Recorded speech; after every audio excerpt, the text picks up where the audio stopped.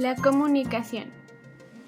¿Qué es la comunicación? Es el intercambio de información de interés entre dos o más sujetos con el fin de transmitir opiniones distintas. Elementos de la comunicación. El emisor es aquel que transmite el mensaje y por ende inicia el proceso de comunicación. El receptor es aquel que recibe la información y la decodifica a su interpretación. El código es el sistema de signos o señas que usa el emisor y receptor para una comunicación plena. El mensaje es el contenido que se desea transmitir. El canal es el medio físico por el cual se transmite la información o el mensaje, por ejemplo Internet o plataformas educativas como Teams y Zoom. El contexto o situación son los elementos por los cuales se da la interacción de comunicación. Las barreras de la comunicación son aquellas interferencias que de no ser corregidas no se logra una comunicación plena y o correcto proceso comunicativo.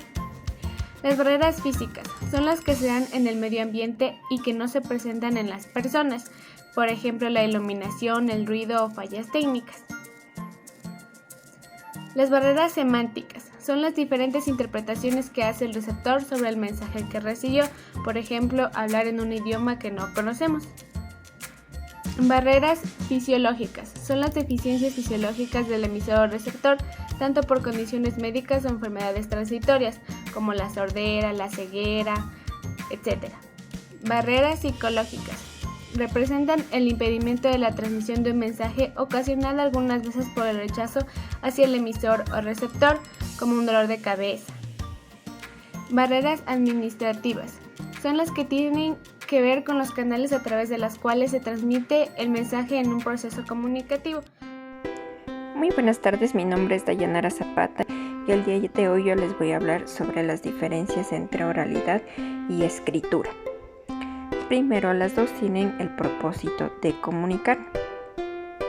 Las distintas concepciones teóricas del lenguaje han tendido progresivamente a diferenciar el lenguaje escrito de la comunicación oral.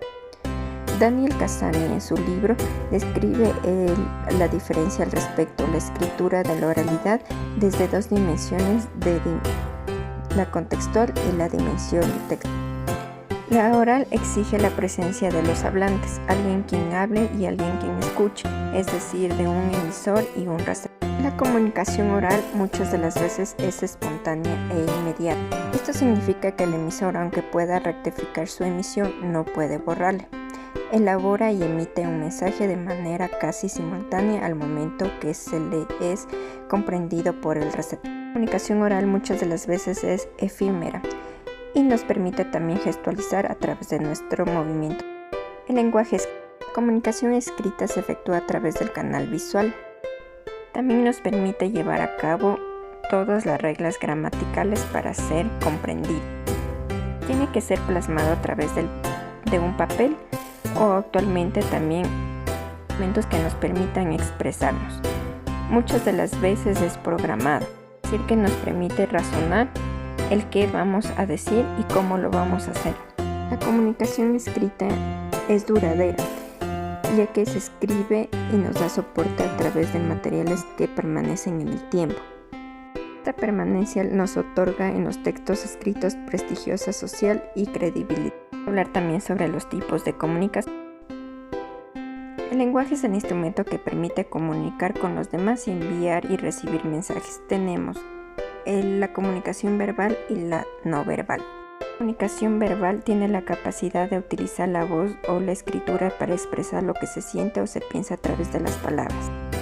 La comunicación oral es la transmisión de información entre dos o más individuos a través del habla y el código contemplado en un idioma. La comunicación responde a la transcripción gráfica de los sonidos de las palabras de cualquier código escrito. Algunas de las características de la comunicación escrita es que no es simultánea, se debe respetar las reglas para que el mensaje llegue claro. Las distancias no son un impedimento. La comunicación no verbal se refiere a ese intercambio de pareceres y sentimientos que no expresan con palabras sino con señales.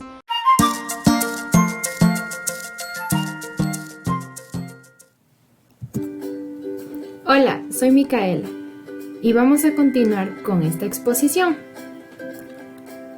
Vamos a conversar un poco sobre los vicios del lenguaje. Pero, ¿qué son? Bueno, antes de decírtelo, quiero que sepas una cosa. Que la lengua es un código lleno de variantes, es decir, que está viva y va cambiando mientras la sociedad lo hace. Hay cambios que son admitidos y utilizados por los hablantes de una lengua, y por eso existen personas que se alejan de las normas comúnmente reconocidas y realizan un uso incorrecto del lenguaje. Para saber qué son los vicios del lenguaje, debemos tener presente que en toda lengua se encuentran variantes y que por eso se establecen acuerdos para introducir nuevas formas o palabras debido a su uso general. Ahora sí, ¿quieres saber qué son los vicios del lenguaje? Estos son todas las construcciones lingüísticas equivocadas o el empleo inadecuado del lenguaje. Lo usamos cuando escribimos de mala manera o lo hablamos así, alterando la comunicación verbal. Por ejemplo, vamos a ver que la palabra diabetes está bien escrita, pero la palabra diabetes está mal escrita y mal pronunciada. Para el ejemplo 2, la palabra fuiste es la correcta y la palabra fuistes es la incorrecta.